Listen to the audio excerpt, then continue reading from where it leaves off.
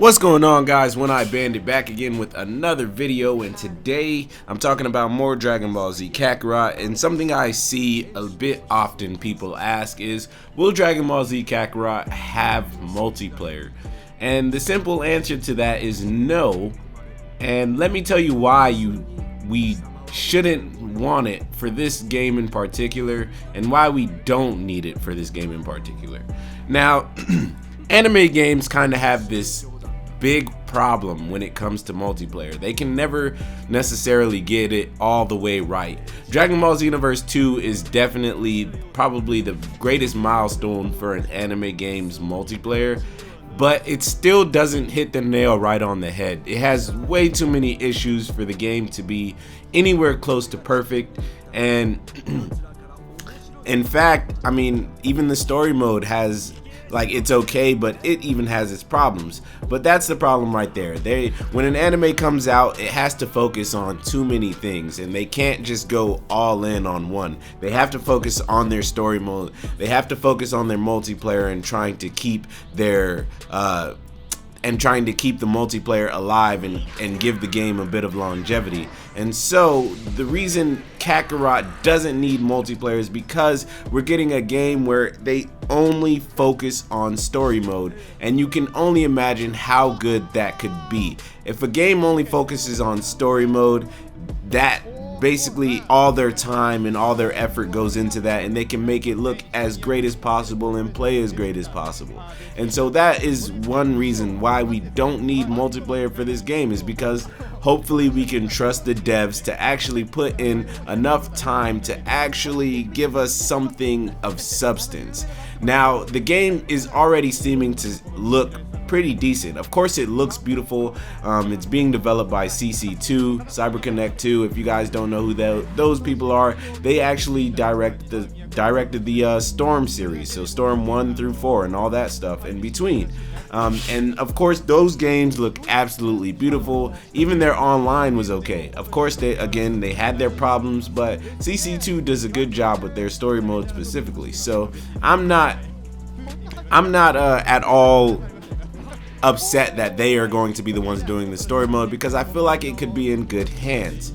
My only concern from watching gameplay and stuff like that is definitely the combat system. It just seems so one-dimensional. It seems like we're only gonna get one combo per character, and I kind of understand that. It's an RPG. It doesn't need to be too intricate, but the fact that we are going to be getting so much from the game is what really brings my interest in, because it's not just all about the combat. It's going to be a lot about exploration and, you know, mini games and stuff like that. There's going to be a bunch of stuff in this game, especially from what they've shown us so far. Like, I mean, we'll be able to drive, like a Dragon Ball character driving. That's just hilarious. We'll be able to fish and be able to feed ourselves and stuff like that. Like, I would love for like a huge company to pick up an anime game and make it absolutely amazing, but that most likely will never happen. That's why we get so many anime games that are just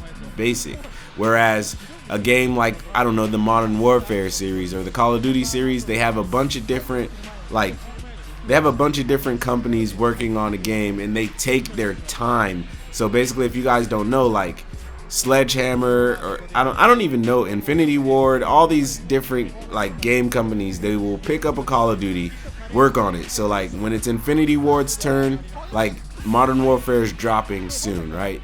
It's their turn, and as soon as the game drops, they go to working on their next Call of Duty, which would actually drop in 3 years, because there's 3 different companies working on that game. So they have 3 whole years to get the perfect Call of Duty game that embodies what they want to create, right?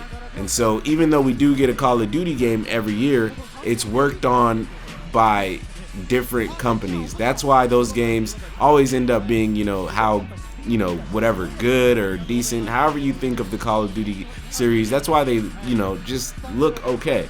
And so I don't know, I feel like if we had a Dragon Ball game or any anime game really that you like that had that kind of format, things would go a lot smoother. But like I was saying, we don't really need a multiplayer for this game, because you just got to think about a game like Spider-Man that just released, or God of War that just released. Those games did fantastic, you know, most of them winning game of the year, stuff like that, and they did great. There's no online aspect. It was just games about exploration, adventure, and that's what I'm kind of like equaling Dragon Ball Z Kakarot up to be, honestly, because without multiplayer, like I said, all they have to do is focus on the story mode and giving us a good story. Although we've played the Dragon Ball Z story time and time again, like I don't know what more people want from it, because like I'm perfectly fine with doing that. They've kind of strayed away from giving us that basic, you know, here, play as Goku through all the way through the Cell arc, the Buu arc, play as this character until this time period. And, you know, they strayed away from that, giving us original stories within Dragon Ball Xenoverse, Dragon Ball Xenoverse 2, you know, even Dragon Ball Z Tenkaichi or whatever. They've done it with Dragon Ball Fighters. So to go back to this, to actually playing through the story of Goku, basically this is a legacy of Goku on the console, and that is absolutely amazing to me, because that Legacy of Goku 2 at least was amazing.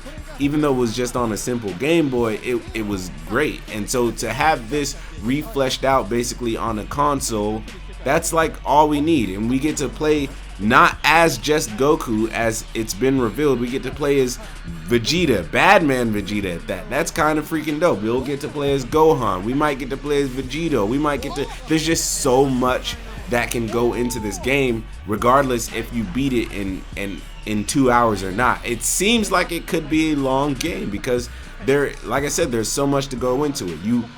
You know, you have to level up your character to be able to fight a higher tier enemy.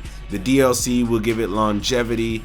This game doesn't need to last long. It just needs to do well, essentially, and it just needs to be a great game. And I just want them to focus on just that. So this is the discussion. I want y'all to talk about it in the comment section below. Like, are you excited are you excited that we're getting this playthrough of Goku's life again? Are you upset that we're not going to get a multiplayer? Even if we got a multiplayer, what would you want to see from it? Because honestly, I think at this point, so many people, when a new Dragon Ball game is announced, they just want Xenoverse 3. I want Xenoverse 3, but I'm excited that they're going in this route, because it just makes sense. Like, let's take a step back from online, because now that we do get you got to think of it like that. They're stepping back from an online style game, right? And maybe the next Dragon Ball game will be damn near perfect with, you know, multiplayer. And hopefully it's Dragon Ball Xenoverse 3, you know? Maybe it'll be damn near perfect. Maybe they'll get the netcode right. Maybe they'll fix all the different issues, because they decided, here, let's let these guys put out this Dragon Ball game. Let's take a step back and fix what's wrong with our game. Like, just think of it that way. Because when I think of it that way, it sounds great, honestly. And in the meantime, we get to play this game that, you know, has a ton of stuff to offer. Like, you can't tell me there isn't a game that you just always go back to no matter what. For me, it's Dragon Ball Fighters, right? Even though I've played the online 1,000 times and I've lost 1,000 times, or I've won 1,000 times, I still go back. I still enjoy God of War. It's a single player game, but I've played it 3 times now. I've beaten it 3 times now. That's if the game is that good, you're going to go back to it. And if the DLC is great, like I said, it gives us more longevity. A game doesn't need multiplayer to thrive. It just has to be good. And that's the simple fact of it all. So, like I said, if you guys want multiplayer really bad, you just gotta wait, and maybe we'll get something great in the next year, because the Dragon Ball game does have to release every year, if you guys didn't know. But like, just think of it in that way. Like, just think of it as them taking a step back, maybe, and maybe the next time we get an online Dragon Ball game, it's going to be Xenoverse 3, hopefully, and maybe it'll be amazing. And for now, we get to settle for this game that might be great.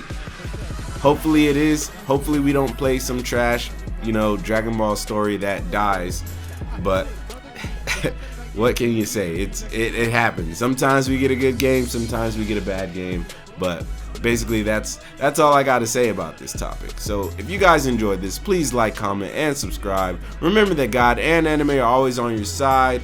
If you are excited for Dragon Ball Z Kakarot, you gotta give this a thumbs up. We're growing in subscribers. I'm trying to get to 1,000 by the end of the year. I think we can do it. So if you guys can help me do that, that'll be greatly appreciated. But that's all I got for y'all, man. Peace out.